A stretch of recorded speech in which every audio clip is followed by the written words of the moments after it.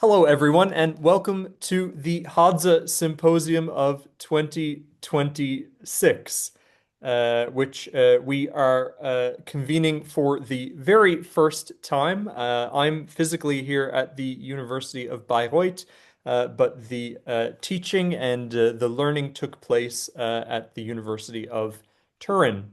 So, for those of us encountering Hadza for the first time in the context of this symposium, Hadza is a language spoken nearby Lake Eyasi in north-central Tanzania. So more specifically, this part of the country is divided across four administrative regions: Arusha, Manyara, Singida, and Simiyu. The language is spoken by approximately 2,000 individuals spread across this area. Hadza is a language isolate, meaning that it has not been convincingly linked phylogenetically to any other language. We can see Hadza mapped here near the upper left of this language map of the Tanzanian Rift, showing the rich regional language ecology in which it exists. For a sense of what the language sounds like, I'd like now to play an excerpt from a narration from Tumaini Njagela talking about hunting an impala.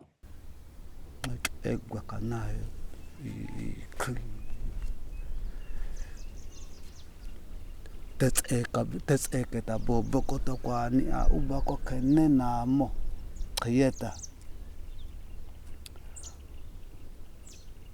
hakaketa beena me athone thaya aso eta tuma ono akwana aka ngaka ana bebe akena mo khiko u ka athone nana khokoma api onko ete ani khena ita oma kena ita oma akala be na ta ka ta tutsueta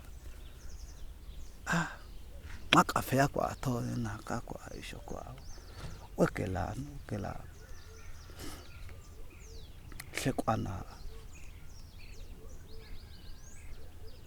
paka tichia ya kenqa etsana bama tikiki aka pushu manako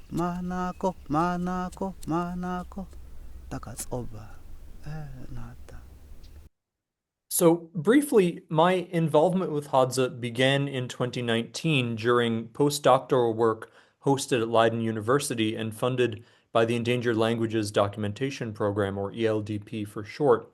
And this work is extended to present. So this image is one of myself and Hadza language consultants, Emiliana Manasse, Halima Benjamin, Mobi Tomasi, and Rebecca Salawili at the Hukumako camp just last year in 2025.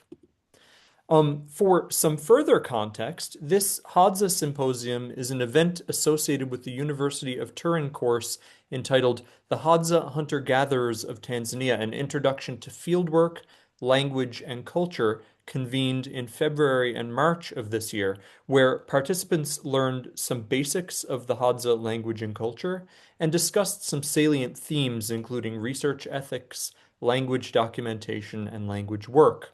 Those of us interested in seeing the lectures associated with the course are encouraged to follow the QR code on screen, which links to a playlist of recorded versions of those lectures.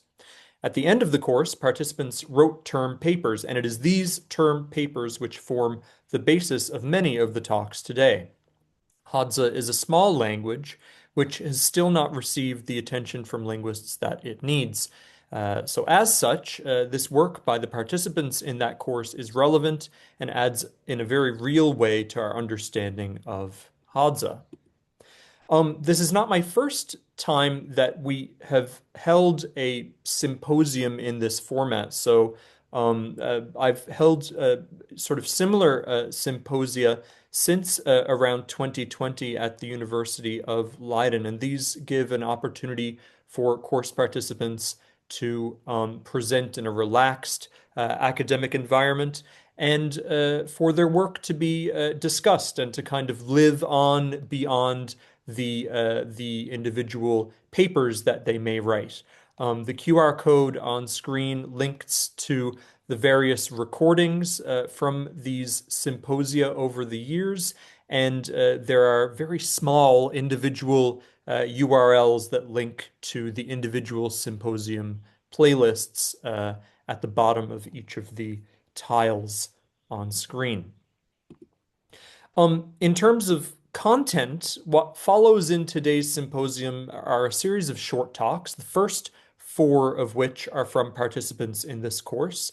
They'll share with us the topics they chose to pursue as their final paper. So Giulia Bombardieri will speak on Hadza auxiliaries, Giuseppe Bellardita on demonstratives, Daniele Maghini on subject focus construction, and Margherita Mazzone on the Hadza language and social media. Following this, we will have a presentation from doctoral researcher Len Felician on the digital representation of the Hadza people. And finally, foundational linguist of the Hadza language, Professor Bonnie Sands, will present on placeholders in Hadza. Talks will be around 15 to 20 minutes in length, with 10 to 15 minutes for questions and answers at the end. Finally, I should make clear that most participants in this course are not Hadza specialists. The course participants have been working with Hadza for around 3 months. They're also inheriting notoriously messy data, mainly my fault, with Hadza written and represented in a variety of ways. As such, transcriptions and analyses should only be seen as a beginning, as preliminary. With that said, what attendees at today's symposium should expect is a series of different approaches to complex language data and novel new insights on patterns that really contribute to our understanding of the Hadza language. And though preliminary, all of the research is real and all of the research is relevant. To our participants, I would like to thank you all in advance for your effort. For those of us who followed along with the course, I recognize that the course was challenging, but I believe that all of you rose to the occasion and did a great job. And what really sort of remains is only for you to enjoy giving your talks and engaging with the questions and comments, and to celebrate the Hadza language and what we've learned during the course. So thank you, and I look forward to learning from all of you today. And finally, before we begin, 3 cheers to Professor Mauro Tosco at the University of Turin for making this all possible. You know, it's not every day that you get to convene a course dedicated entirely to Hadza, and Mauro's efforts to do so were due to considerable patience, bureaucratic skill and adeptness, and dedication to seeing the project through. So in Italian, molto grazie, in Hadza nubeea, and in English, thank you very, very much. So that's everything for me. Let's get on with it then.